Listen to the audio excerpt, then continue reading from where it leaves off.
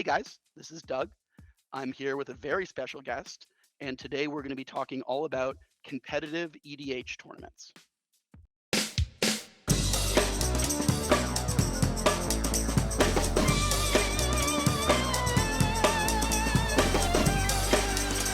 So guys, welcome back to Danger Planet. As always, I'm Doug, and I'm here with a very, very special first-time guest. This is Heath Ledger Shredder of Shizo Night Crew fame. So Heath, why don't you say hi very quickly to the folks? Hi, everybody. I'm Heath Ledger Shredder. I am based out of New England, and I play cEDH with a bunch of people out here. My most recent and memorable tournament success was coming in 5th at Oktoberfest, and then after that, a group of my friends decided it would be a fun prospect to create a group of people or a team that we call Shizo Night Crew, and we try and attend cEDH events mostly on the East Coast, but ideally we're looking to travel in the future. Yeah, and these guys are great. I can tell you that Heath and all of his buddies are playing at a very, very high level. I actually ran into these guys initially at my LGS when I was playing Malifaux, funny enough. And I had been looking to get back into, at least dip my toe back into the pond of competitive Magic. And Heath and I would say Shizo has about probably 10 to 12 members, Heath, you figure? Yeah, that's our usual play group. And these guys are really, really putting their nose to the grindstone in terms of testing the meta, getting their reps in. I mean, these guys are playing with each other at least 2 games a week in prep and then looking for tournaments they can go to. So I decided to ask if it would be okay if I played with them. And Heath specifically, and a lot of Heath's friends have been showing me the ropes on cEDH because I want to transition into that format. So you guys are going to see a lot of Danger Planet coverage on cEDH. And Heath is kind of like the team captain for Shizo. And so you're going to hear a lot of me and Heath talking about the cEDH meta. We're going to be talking about tournament result finishes, and we're going to be doing different forms of deck techs and deck build techs and meta analysis. Today's episode is going to be focused specifically on my first ever cEDH event that I went to with the Shizo crew. They were kind enough to allow me to come along, and it was at a store called Time Vault Games, and it was, how many rounds was it, Heath? They did 4 rounds of Swiss, and then there was a cut top 16 and then top 4.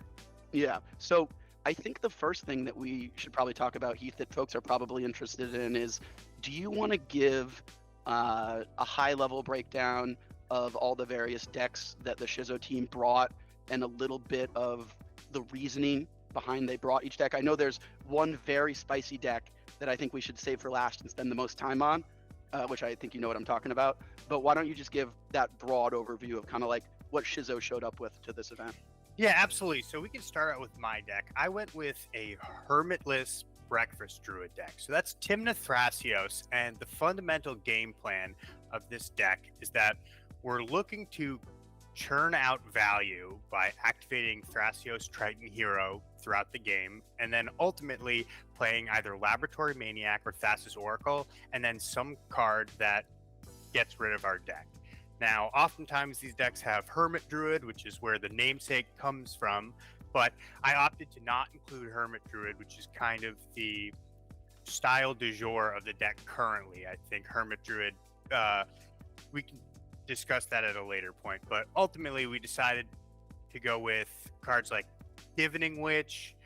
We have the classic Cephalid Illusionist Nomad's Encore combo, and then of course Tainted Pact and Demonic Consultation.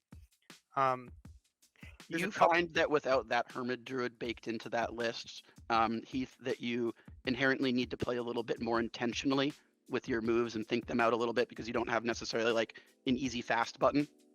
Yeah, I think that that's definitely something to consider. Hermit Druid certainly allows for a lot of speed because it's one creature necessary for the activation. So oftentimes when built with Hermit Druid, the deck uses cards like Postmortem Lunge or different ways to put it into play with haste, or to put it in at the end of someone's turn with flash to untap with it. And so without it, I lose out on the ability to have one creature that can just tap and kill the table. But I think that because of the way I was playing the deck, and because I didn't need to run cards like Narcomoeba or Fate Stitcher to make sure I could consistently use Dread Return, I was able to overcome the absence of Hermit Druid. Yeah, I think your build is more inclined for a more experienced player that understands like the breadth of all of their options, rather than just trying to go for a quick combo and hope it works out. You, at least for me looking at your list, is a bit more redundancy. There's a bit more protection. There's a bit more angles to shoot, which I assume was intentional on your part. I assume. Yes, and I'd be remiss to not point out that I was deliberately not on ad nauseum. A lot of the faster decks sort of build a leaner to the ground curve, and then they can easily plan B into playing an ad nauseum at some point, and then sort of winning with the overwhelming value of that. Instead, I opted more towards Seedborn Muse and a slower, more methodic style, in which case I relied more on higher card quality than the velocity that you would see with some of the Hermit Druid lists. Yeah, I think that's a really good breakdown. What do we got for the second list? Yeah, the next one we can talk about is a Krark and Sakashima list that one of our players went with. Dude, it's so annoying to play against that list. Oh my god. Yeah, it's very funny. I think he went with a very standard list of it. It was his first cEDH tournament, and we had really been putting the screws to him in the month leading up to it because he hadn't played much cEDH. But he actually did quite well. He made his way into the top 16, which was very fortuitous. He had a couple funny interactions. So for those of you not familiar with the deck, the fundamental idea is that the commander Krark the Thumbless says, whenever you cast an instant or sorcery spell, flip a coin. If you lose the flip, return the spell to its owner's hand, and if you win the flip, copy that spell and choose a new target for the copy. The other commander is Sakashima of Thousand Faces, which is functionally a clone, but it says the legend rule doesn't apply to permanents you control. So ultimately, the deck tries to produce multiple Krarks. The reason this is beneficial is because whenever the player casts a spell, they roll a bunch of dice or flip a bunch of coins, and ideally one of them bounces the spell back to their hand, but they still end up making a bunch of copies of it due to their copies of Krark, and so they can functionally repeat casting the spell over and over again. Now, our player was having a rather unlucky day at times, and I noticed that he during one game rolled tails or bounced the card back to his hand 14 times in a row, which was a very funny statistical anomaly. Miraculously, he still managed to win that game, but it was very funny to watch as over the series of turns, he was never able to create a copy, and his spells were just being functionally countered by his own commanders over and over again. I have a picture of our player as that is happening. And so I'll make sure to post that overlaid just at the end of this. You can see his face, and he's like, "Oh!" But he actually ends up winning that game, which is funny. So. Yes.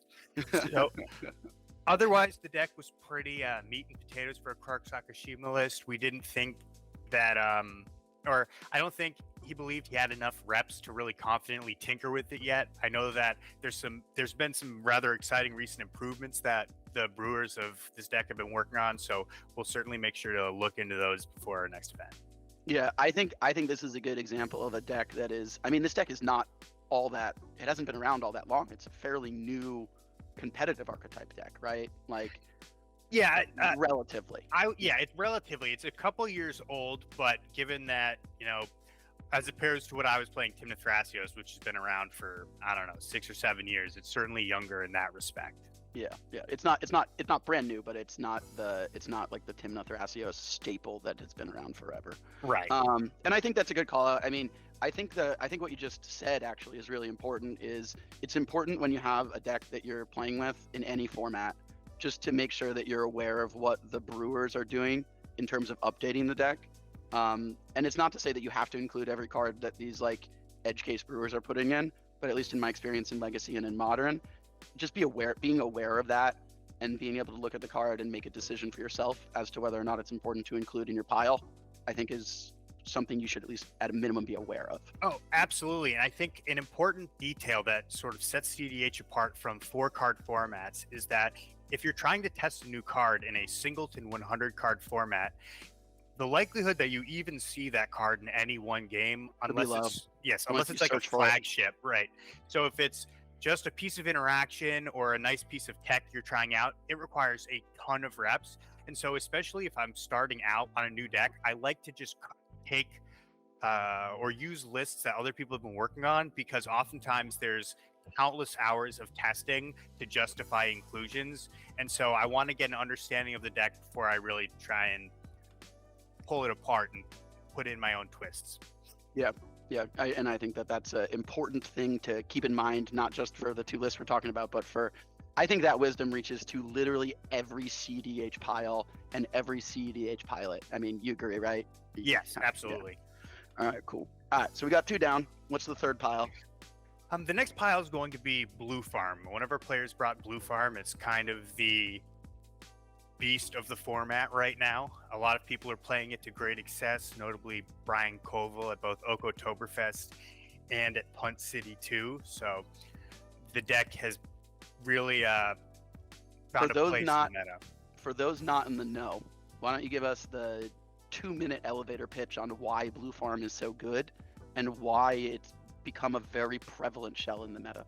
Absolutely. So BlueFarm functions off of the 2 commanders, Crom, Ludovic's Opus, and Tymna the Weaver. Tymna the Weaver is, of course, a flagship of cEDH. It has lifelink, and then it says at the beginning of your post-combat main phase, you may pay X life, where X is the number of opponents that were dealt combat damage this turn, and if you do, draw cards. So because it has access to 2 commanders, and red, white, blue, black has access to a lot of really efficient creatures, especially ones like Sarah Ascendant that can just slug your opponent, they can really churn out value through all phases of the game. The deck is very fast. It has access to ad nauseum, Calling the Weak, so it can ramp out a lot of mana early for explosive wins, but unlike a lot of other decks that might be built to fire off a win attempt early, this deck is not only capable of grinding late games, but it excels at it because it can draw so many cards with its commanders. Crom is large enough to hit people to a point where they're out of the game. A whole heck of a lot of stuff well. It does card advantage well. It does really mana efficient interaction well. What you just said, you just happen to have a commander that also just punches for a good amount of damage. And I would say that that's just like an afterthought almost of this component. It's still so strong because he's a 4/4 flyer with haste, right? So yeah, absolutely. I think the most interesting inclusion is Mercurial Spelldancer. I don't believe the list that Brian Koval played on Punt City was on it. Mercurial Spelldancer's been a card that we've all been testing out. For 1 colorless and 1 blue, it's an unblockable 2/1, which already makes it very efficient at drawing cards with Tymna. However, it says whenever you cast a non-creature spell, put an oil counter on Mercurial Spelldancer. Then, whenever Mercurial Spelldancer deals combat damage to a player, you may remove 2 oil counters from it. If you do, when you cast your next instant or sorcery spell this turn, copy that spell. You may choose new copies for the targets. So this allows for a lot of really potent lines. For example, if you are able to hit someone with Mercurial Spelldancer and remove the 2 oil counters, you can then attempt to cast Silence and put a copy of Silence on the stack. So they now have to counter 2 of them or you'll win. Another option is to cast Tainted Pact or Demonic Consultation and then use those to find Thassa's Oracle, and then have the copy, or I should say the copy finds the Thassa's Oracle, and then the actual version of the card just removes your deck. So in the process of exiling your deck, you just put your Thassa's Oracle into your hand, and then when they're done resolving, you can just play it. So it's been very effective with Tymna. It is pretty good into Rule of Law, being able to, most of the cards that you run, Tutors, for example, or Silence, your Forbidden Tutors, a lot of these cards are very good, either if you can use a copy to make them much harder to counter, or a double Demonic Tutor should be able to close out a game basically from any position. Yeah, I think that's a great overview. And then we had, I can give mine. Mine's going to be a less impressive overview than everything you've said so far. But I think there's you want me to do mine and then we do the spiciest one last, or is there anything else? Are we going over any others? We have one more Winota one. Oh yeah, let's do the Winota one. Yeah, my bad. Yeah, absolutely. So the player who ultimately won the event is playing Winota Joiner Forces. And he played a list that I believe is fairly similar to the stock list people play. He was on the Kiki Jiki Mirror Breaker. Comedian's gold standard. Exactly, yeah. He had the Kiki combos. It came in a wrapper that said Comedian's gold standard, and he unwrapped it right when he got to the LGS and pulled it out. And he was like, look at this. We were all aghast that he removed the seal. But he played it very well. The meta ended up being fairly grindy for a lot of games, and so the ability to just put a quick hold on the game with some really effective stacks pieces, and then following up with Blade Historian, Rick Steadfast Leader, Rionia Fire Dancer, some really hard-hitting humans, and then also the possibility to just set up a Kiki Jiki combo with Mog Catcher was very effective, and he was able to ultimately make his way to the top. Yeah, if you don't have, it was my first time really seeing a fully tuned Winota deck going, and I thought it was so awesome that immediately after I hit up Heath and I was like, I think I'm gonna make this deck. This deck seems awesome. It's the. I mean, you would describe it at a very high level, Heath, as like the premier attack you to death deck. Oh, absolutely. If you're, it is, for my money, the only top tier deck that wins through combat, that like fair combat, I should say. Yeah. There are, of course, people have been using Kiki lines forever, but if you were trying to sincerely and earnestly punch someone to death with large creatures, this is the only way you're going to be able to consistently do it at the highest level. There's certainly other decks that can do it, but this is definitely the premier one, as you said. This is the one that you're using when you know that you're going to be going against BlueFarm or that Merfolk gentleman we talked about earlier, right? Yes. This is the deck that if they don't put hate pieces out in front of you, you can kill them. You can kill those decks before they go off or have enough scratch accumulated to fight back. So absolutely. All right. You want me to do my high level Yuriko, and then we've got the spiciest meatball last, right? Absolutely. All right. So, like I said, guys, I'm not as good as probably any of the members of Shizo, because I'm still learning cEDH. But that's why I'm so interested in this, is because I really enjoy diving into the deep end in formats in any game system. I want to dive into the deep end, almost drown, and then figure out how to swim and get my way to the top. So I picked a deck that I just thought was cool, and it was ninjas. So I took Yuriko. I did take a reasonable Yuriko package. I was using Thassa's as my primary win con, and I had made what I like to call kind of like the easier to play version. So I wasn't running some of the more complex cards like Doomsday, and I think I might have taken Limdell's Vault out for that, just because I didn't want to get caught having to resolve one and taking forever. But it was really interesting. I mean, I think a big takeaway for me was not necessarily the deck that I brought, because I was going more for the experience and for the learnings. But I think a thing that I really internalized playing Yuriko, because Yuriko has a lot of permission-based cards, is that cEDH, more than any format that exists, it's really important to pay attention to how and when you're going to use your counter magic, because not only do you have to use it correctly like you would in one-on-one Magic, you need to make sure that you're using it against the correct opponent at the correct time. And I ran into a couple of plays where I didn't do a great job selecting my target for the counter magic. And so I had one where, like, for example, I'll just call it out. I targeted Heath with something that I really should not have tried to deny, which was a Seedborn Muse. And then Heath and I fought each other over that Seedborn Muse. And then the guy right to my right immediately won the game as a result, because he had Mystics and stuff on board. And that was a huge learning moment for me, because it's not stuff that you generally learn in one-on-one Magic.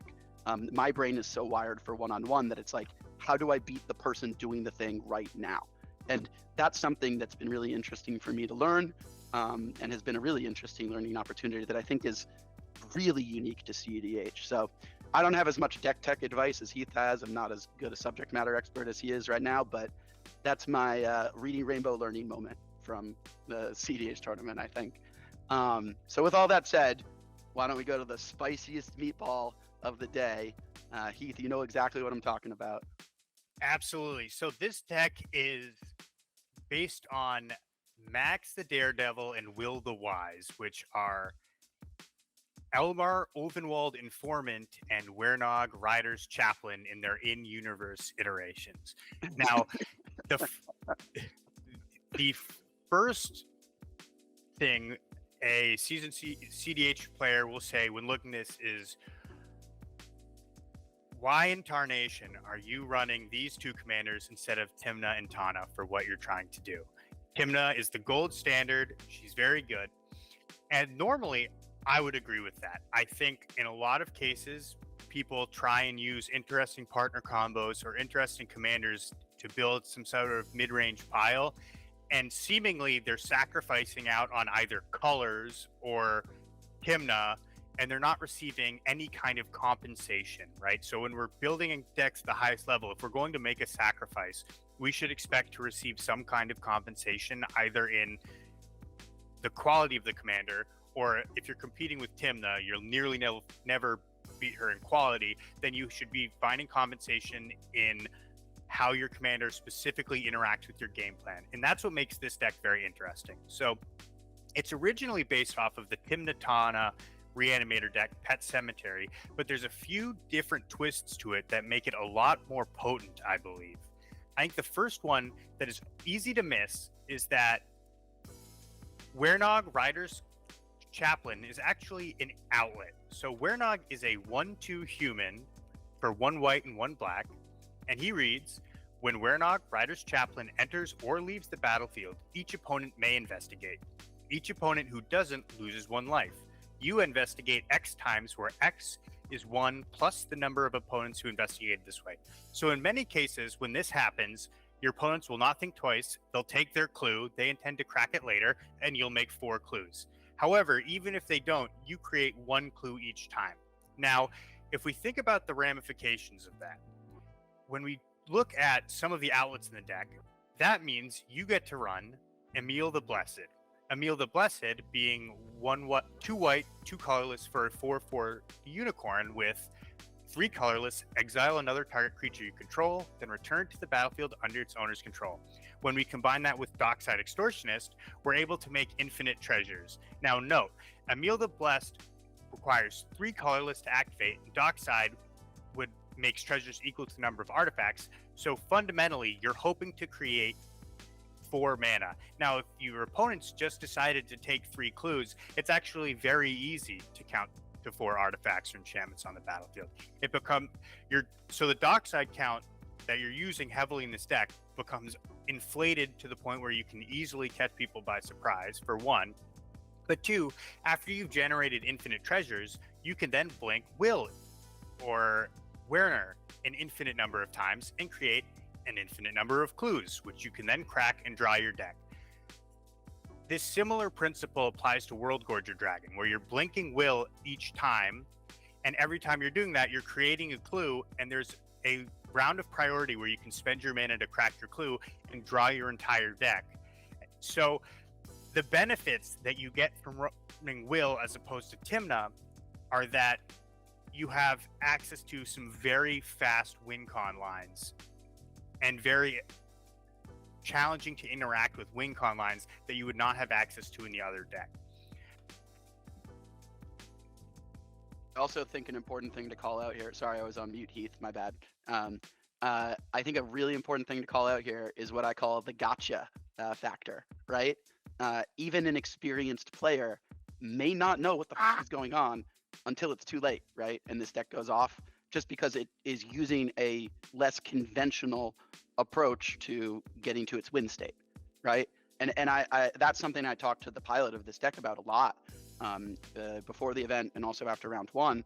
And I think that that's an important call out because it's pretty different than being on like a stock BlueFarm list or a fairly stock Winota list or a fairly stock Tymna Thrasios deck. Like, this is a spicy meatball that, like, people might be waiting with interaction in their hand and not know what to interact with maybe, or might make some edge form of mistake, which then gives the pilot of that pile, the pilot of that, non-conventional pile, a lot of percentage points, at least in my mind. Yeah, absolutely. And I think there's a lot of other weird interactions in this deck that can easily catch people by surprise. So when we cast Werner/Will, and if everyone takes a clue, and oftentimes they do, because in cEDH it's very bad to fall behind, so you don't want to, you often don't think anything of it. They'll read the commander and say, oh, this is just some downside, I get to take a clue for free, and then you follow that up with Calling Ritual. Black, green, 2, destroy each non-land permanent with mana value 2 or less, and then add black or green for each permanent destroyed this way. If everyone took a clue, there's 8 more permanents on the battlefield than there would have been before Will. 9 including the Will himself. So you can, if you just play Will and then a Calling Ritual, you can hard cast a Razaketh and just kill the table easily. However, the mana usually looks closer to 15 or 17 because you're hitting dorks that have been around, Mystic Remora, Carpet Flowers. There's usually a large volume of permanents in that area, but because it's so inflated, you're able to produce these lines that look really crazy. This list was on Hermit Druid at the time. I think after the tournament, we've sort of moved away from Hermit Druid in this list as well, but the line is that I believe he used at least once was that you can tap the Hermit Druid, mill your deck, and then you can dread return back Goblin Dark Dwellers, which is an often forgotten 5-mana goblin that allows you to flash back an instant or sorcery with mana value 3 or less. You can then flash back Saw in half, copy the Goblin Dark Dwellers, and then grab... This is what he did in the game when I was at his table. This is how he won. Exactly. The line you're describing is exactly. how he won. And he grabs Savine's Reclamation, which is going to target Underworld Breach, and he can target Silence and silence the table while he's doing it. And so it allows for a lot of really fast lines. They're not often seen. I think the most exciting part about this deck is that there's a lot of room for improvement. We're still working with it. It's been a deck we've kind of kept under wraps, and is, from what I can tell, only really played within our play testing group, and so there's a lot of areas for improvement. Actually, I think, Doug, there's one more card that's worth noting, and that's Braid's Arisen Nightmare, which is not a card you see in cEDH very often. It's 1 colorless and 2 black for a 3/3 legendary nightmare. At the beginning of your end step, you may sacrifice an artifact, creature, enchantment, land, or planeswalker. If you do, each opponent may sacrifice a permanent that shares a card type with it. For each opponent who doesn't, that player loses 2 life and you draw a card. Now, if you've just made yourself a bunch of clues and the turn passes around and your opponent sacrificed their clues, on the following turn, when you play a Braids and pass, you just sacrifice your clue, and they either have to sacrifice an artifact, oftentimes they're unwilling to do that, or you draw a card. I've seen this card draw dozens of cards throughout a very long game because the deck runs a lot of chaff that can be pitched, and you have tons of clues. And so Will, while it's not as good as Tymna, is very important to the deck's game plan. And then Max, or Elmar, is definitely better than Tana as far as that's concerned. So it gives you some pretty cool interactions within the deck. Yeah, I think that's a good call out. Man, I'm so excited about this deck. I think it's so cool. I used to brew all the time in Modern whenever I thought that I could counter brew against metas. And I just love the fact that you guys have this project you're working on. And I also love the fact that it performed relatively well at the event. It was really cool to see that. So yeah. I'm glad that went that way. That was awesome. Thank you, Heath. Thank you for the overview of the piles that the team ventured out on their journey to. So now I think an important thing just to go over is we won't go through every round, guys. I mean, Shizo had 6 players there. So Heath, why don't you give us a couple of specific good call outs from the different games that either you yourself were involved in or cool moments that anyone on the Shizo team might have been involved in? Yeah, I think there is one deck that we forgot to mention. It's a pretty stock list, but there's a card that'll be relevant when I give this description. So yeah, sure, go for it. One of our players was on Thrasios. Triton Hero and Vile Smasher the Fierce. And in one of his games, on the last turn of turns, right before he lost, he was able to cast a pet card that we had found called Mask of the Mimic. Mask of the Mimic is an instant for 1 blue. It says sacrifice a creature and then search your library for any copy of target creature card and put it into play, then shuffle your library afterwards. We found this card in testing to be very good, but especially in Thrasios Vile Smasher. Having access to those 4 colors is perfect because you can consistently get a Thassa's Oracle, or you can get a Dockside. He was on Seedborn Muse, so if someone plays a Seedborn Muse, he can get one for 1 blue at instant speed. And because he's on black, he can, when someone plays a Thassa's Oracle, he can, with their trigger on the stack, he says, okay, I'll put my Thassa's Oracle into play and I'll Tainted Pact and kill you in response to yours. And so in one of the games he played, he was able to use it to great effect to tutor for his Dockside because someone had left their Dockside in play. And then he was able to use Dockside and Baron Master Wizard to create infinite treasures and then draw his deck with Thrasios and kill the table. So that was a very cool play to watch. It was great to see Mask of the Mimic get use. The jury's still out on how good it is, but I think if you're on the full Sans White, it's perfect because he can really hit the premier bombs from any of the creature-based decks in the meta. Yeah, that's a spicy story. And then I think the one that I think is really illustrative of, I mean, you were literally in the game that I think is the most illustrative of high-level cEDH play with a lot of back and forth, a lot of very nuanced plays by all players at the table. And I think also one of the other players from Shizo was at that table, right? Two of them. Yeah, so it's the Krark Sakashima player and the BlueFarm player were in that pod with me as well. So why don't we just do a snapshot of the TLDR of that game, starting with who was sitting at the table, how it went, and all the interesting parts of that, because I think that's a great snapshot of just high-level cEDH play. Yeah, so the first player was playing Malcolm Tana, which is red, blue, green creature-based deck. They're either going to win with the Kiki-Jiki combo or win with Glinthorn Buccaneer and its interaction with Malcolm, which ultimately deals infinite damage to each player. The player after him was playing BlueFarm, then there was me on my Tymna Thrasios deck, and then the final player was Krark Sakashima. The game ended up being very grindy in the beginning. The first player and second player each got Mystic Remoras out. I was able to play some dorks and generate some value, and the Krark player got Krark out, but was kind of trapped on lands after an unfortunate mulligan. After a few rounds, we really got to a point where the game felt like it was kind of on my tempo. I had Thrasios out. I'm leaving a bunch of mana up so I can activate Thrasios, and I'm sort of begging the other two players, look, every time that this table goes around in a circle, I get to activate Thrasios, and you've done nothing with your mana.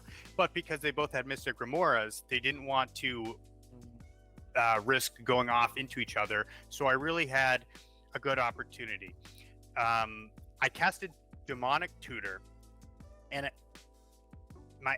in my hand I had Endurance and some other interaction, and I had Tainted Pact, which is half of my combo. Now, I spent a lot of time thinking on this Demonic Tutor, and the two options I had were to grab Thassa's Oracle or to find something else to win. Ultimately, I actually settled upon Chord of Calling. My reasoning for this was that I know that the Malcolm Tana player went first. They're a little bit ahead on mana. They had a Professional Facebreaker and a Magda, so they had 20 treasures in play. Actually, I suspect they didn't have a Magda, actually. It was a Professional Facebreaker and just Malcolm. And between the two of those, then he had 20 treasures. But regardless, that deck fundamentally wins through creatures. And an important aspect of cEDH to consider when you're against a deck that wins through creatures is that there aren't actually a lot of common counterspells that even hit creatures. So when someone's trying to resolve a Kiki-Jiki, you have exactly Force of Will and Pact of Negation to stop it usually. Occasionally there could be a Swords to Plowshares that could be used later, or maybe someone's on Mana Drain, but mostly you're just going to see Pact and Force of Will. Now, given that, the general play pattern for those fights is that one person uses their Force of Will on the creature, and then all of these counter spells that can hit non-creature spells end up flying across the table at each other because this is their one point of interaction. We have one Force of Will between all of us. It's the only thing that can stop this Kiki-Jiki. We have to all guarantee that it resolves, right? And so because of that, I decided Court of Calling would be an ideal piece of interaction, because when that happens and I see all the counter spells fly, because we're not going to see some segmented, protracted counterspell battle over a bunch of different spells. We're going to see one big one. At the very end of it, I'm going to say, tap my creatures and put a Fast Oracle into play, and then Tainted Pact on top of you. That was my game plan. And so as the game went around, the player next to me played a Ranger Captain. I played a Ranger Captain. And then it returned to the Tymna Malcolm player's turn. And the Tymna, Tana Malcolm. The Tana Malcolm player had an abundance of mana and went for a win attempt via Kiki-Jiki and Corridor Monitor. As they were going off, I told the table, look, I have a Court of Calling. I have a way to, I can find a way to stop this if I cast this Court of Calling. But that means I'm going to need to crack my Ranger Captain so he can't fight back, and you can't crack your Ranger Captain, because if you do, I can't. He thought, the person playing BlueFarm assumed that I would have grabbed Gilded Drake. He was lacking the context that me saying I'm going to cast a Court of Calling in response, he assumed, oh, that means he's going to grab a Gilded Drake. So I crack my Ranger Captain.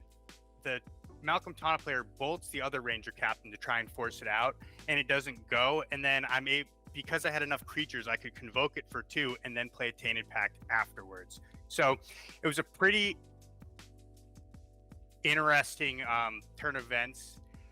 I think I hadn't shown anyone a lot of the cards that I had revealed. I had one Thrasios activation that revealed a Ranger Captain, which I had in play. So they weren't playing with a lot of information in my hand, but ultimately the Court of Calling was rather helpful. And given that, there's a Kiki-Jiki and a Corridor Monitor in play, and me resolving a Court of Calling is fundamentally our only way to even potentially stop it, it's kind of a hard place. But if the BlueFarm player cracks the Ranger Captain in response, we just lose. So it was kind of between a rock and a hard place. And I think he had the hope that I didn't have a Tainted Pact in my hand that he didn't know about. But unfortunately, I had a Tainted Pact. So. Yeah, but unfortunately for him, yeah, that's awesome. I just going through those lines and talking through that, I find so interesting. I mean, it's a good example of high level cEDH play with good pilots and solid decks. And that was the round that was the final round, right? Wasn't that round 4? So that was the final round we played. That was the top 16. Then for the last pod of 4, we decided to split the prizes. It was getting to be pretty late, and then we offered the Winota player the wooden box, sort of as a congratulation as he had really crushed his way through Swiss. He was undefeated on the day, so it felt he felt worthy of it, so we handed it over to him. Yeah, and in general, I think our team did pretty well. I mean, I think I was one of the only guys that didn't actually get a win. My record was like loss, tie, I think, but everybody else got at least a win, and some of them had multiple wins. So really good showing for the Shizo folks. All right, I mean, I think we're at the end here, but to me, this is actually the most important question I've been waiting to ask you, to be honest. I mean, the stuff that I find really fascinating about cEDH right now as a format is that the format is pretty new. I mean, like, and when I say that, what I mean is it's new in the sense that there are hyper competitive players trying to optimize perfect piles of 100 to go out there and battle for multiple hundreds of dollars worth of prizes at these events. that's something that in my brain used to be regulated to standard or modern or legacy, and was something that you would see a lot in one-on-one Magic, and that's the world that I come from a hyper comp REL one-on-one world. But having these types of tournaments with these ever-increasing prize structures and these ever-increasing pools of really skilled players, I think is really interesting to look at inherently as a format. So I guess the last question I have for you, Heath, is as a player who spends a ton of reps tuning your decks, you spend a ton of time looking at meta analysis, you spend a lot of time organizing the team that you're running at this point. What are your thoughts on where cEDH is as a format right now? And is there anything that you're really encouraged by and you like that's happening? And is there anything that you hope maybe over the next year or 2 or 3 years that you might see change? Yeah, I think the format's doing very well right now. I'm really pleased with it. There's a lot of events that are popping up. Even a couple years ago, we would be looking at 1 or 2 events a year, and now events are popping up fairly frequently. Even LGSs are finding that, it's a fun play experience. You get a lot of players in, and it's a great format not only for competing, but it also there's a lot of format longevity because your deck has 100 singletons. You get to see a bunch of different cards. The games do not often feel very samey, even if you're using the same win line. So there's a lot of space there that I think is very interesting. And I think ultimately the meta and the practices of brewing right now are very healthy. I think we've kind of broken down a lot of dogmatic approaches to deck building. Like, you have to be on Imperial Seal or you're a casual. You need to be running Tymna. How dare you run Will? I think that there's a lot of resources and a lot of excitement about brewing decks where there's really no holds barred, but there's also kind of limitless approaches to how you build your deck. Do you want to build a deck that generates value? Well, there's a million ways to do that. Do you want a commander-based combo? There's thousands of ways to do that. Do you want to be playing a fast turbo deck? Okay, there's 1,000 ways to do that, but you can put your own spin on it. And I think because there's so much room for that, there's a lot of excitement and a lot of people trying a lot of things. And so we're seeing a lot of growth in the decks people are choosing to bring and how people are brewing decks. I mean, if you look at any of the big tournaments in the top 16, you'll definitely see some of the standard, very serious decks, but there's always secret brews showing up, and that's very exciting to watch as a format as it grows. Yeah, I think that's great feedback, man. And Heath, thank you very much for coming on. I hope I didn't scare you off too much. Hopefully there'll be many episodes of Heath Ledger Shredder ripping it up on the Danger Planet, repping the Shizo crew. I want to do a quick call out and thank Time Vault for having an amazing atmosphere and a really cool store. The guy that runs that has clearly been around not just Magic the Gathering cards, but in general the nerd hobby for a really long time. He's got a really good assortment of products there at his store. He's got a really cool wall of retro video games, and he did an awesome job organizing this event. I mean, I think I speak for all of the folks that went down there to say we had a lot of fun. Before we say goodbye to the internet, Heath, you want to? Is there anything coming up for Shizo? Anything that you're excited about as either local events or just events at large that are happening in the cEDH community and world that you're excited about? Yeah, well, I first want to thank ELD's Time Vault Games again. They put on a great tournament once a month that we're going to continue to go to. I think the boys and I are looking for more games on the East Coast, or I should say more tournaments on the East Coast. I expect that there's usually a couple big ones in Philly each year, so we'll aim to attend that and maybe see about traveling to farther ones. As far as local events go, I know that we're ideally hoping to plan for one in the Boston area at some point this summer, but I can't offer any more details at this time. So it's coming soon. It's coming soon. I know you'll what you're have to talking wait about. and see. Yeah, it's coming soon. It'll be Shizo Night Crew approved, and it may be at a store that rhymes with Rattleground. It might. It might be. Cool. And anything else before we say goodbye to the internet, Mr. Heath, or we good on this one, you think? No, I think we're good. Thank you for having me. Oh, well, you're going to be on here a lot more. So, all right. Goodbye to the internet. We'll see you later. Say goodbye to the internet, Heath. Bye, internet.